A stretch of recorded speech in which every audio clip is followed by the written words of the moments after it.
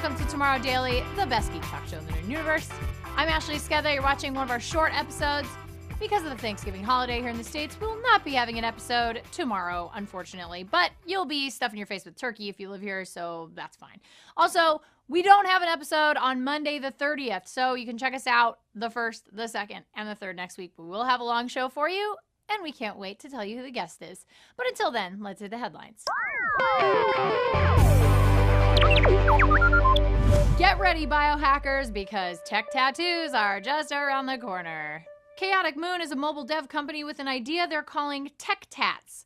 Tech Tats are actually biosensors that rest on top of your skin as opposed to being injected underneath them like real tattoos, and a small microcontroller handles incoming data and storing information.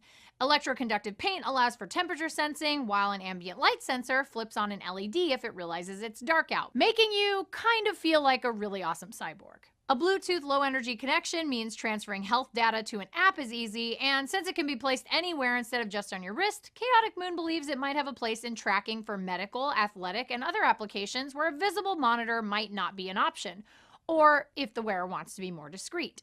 They also mention the possibility of Bio-NFC, which would turn one of these temporary tattoos into a payment portal that you could activate by gesture. If this all sounds kind of fun, I've got good news for you. Chaotic Moon hopes to make the final product inexpensive enough to sell in packs like Band-Aids or other small first aid items. Would you wear one of these things out? I mean, on the one hand, I am getting old, but not old enough to want to know everything about what's going on in my body at all times. But on the other hand, I feel like it would be a really, really cool icebreaker at parties. Okay, so our second story is about NASA building a robot that's going to help with space exploration. This robot is called the Valkyrie robot, or the Robonaut 5. We've actually seen it before. This video that you're watching is from 2013, but NASA is making a really interesting move towards getting the most out of what it can do. They've chosen 2 university teams to make the robot as autonomous and dexterous as possible. MIT and Northeastern University are the 2 schools pitting their R5 robots against one another, and they will show off their final designs in NASA's Space Robotics Challenge next year.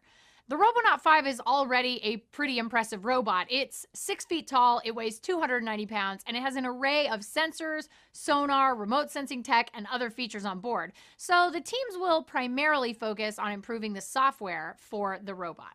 When the 2013 video was released, then project lead Nicholas Radford said, quote, "These robots will start preparing the way for the human explorers, and when the humans arrive, the robots and humans will work together in a tight relationship," unquote. Yeah, until those researchers from yesterday's story show up and start teaching Robonaut 5 to say no to astronauts, and then we end up with a HAL 9000 situation. I'm just saying.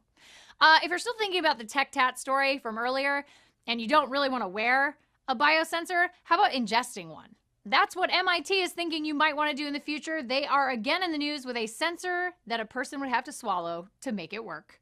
Oddly enough, the main feature on this particular device is a microphone. Why a microphone? Well, all the better to hear your heart and lungs functioning from within your GI tract, scientists say.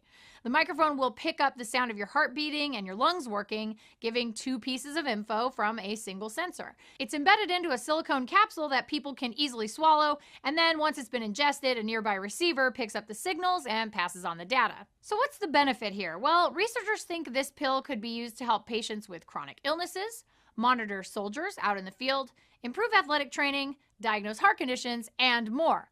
Unfortunately, if you really think about it, this pill will only last for about a day or 2 before you have to start the process all over again. So 1 or 2 days of monitoring. All right, it's time for Mod Squad. Let's go from cool sci-fi to, aw, you tried.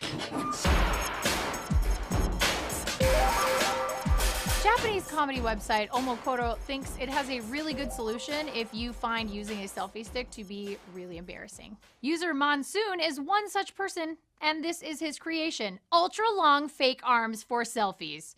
It's a pretty straightforward construction. He just camouflaged a couple of selfie sticks inside some plastic cans, you know, as one does, and then added some more sleeve room to a shirt to help hide his new weirdo selfie stick arms. The end result looks supernatural, except not at all. And honestly, I think it could have been made better if they were retractable arms so that you could go out and pretend that you were a real-life Mr. Fantastic or an Inspector Gadget. Pick your generation. All right, guys, let's look at your photos. Our photographer of the day today is Kayvon, who snapped this on his HTC One XL, and he writes to us and says, "Hi, my name is Kayvon. Big fan of the show. Great and fresh news. Really liking it. Keep up the good work. These are a few photos I took with my beloved HTC One XL, which I lost later, from visiting Hormuz Island in Persian Gulf. Beautiful place. I was stunned, and in one word, colorful. The whole island is made of these colorful soils, red, yellow, green, and the sun and a lot of light, and of course, the beautiful sea, and also some sci-fi shaped rocks. The photos are untouched, and I would be more than happy to give you permission to use them if you find them worthy of your amazing show." Kayvon, yes, 100% these are worthy, and I agree, those look like really weird sci-fi rocks. I'd like to have them as the backdrop for this set. Unfortunately, it'd be really expensive to ship them. If you guys want to send in your photography to be potentially featured on the show, please do email us. We're tomorrow@cnet.com. Send us your photo.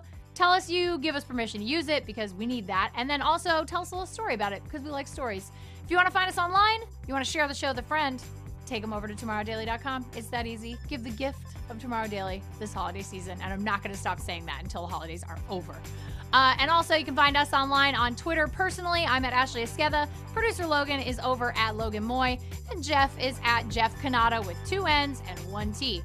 We're going to be back next week on Tuesday with a brand new docket of weird science fact and science fiction. All of our friends celebrating Thanksgiving in the U.S. have a great turkey day and be good humans. We'll see you next time. Bye.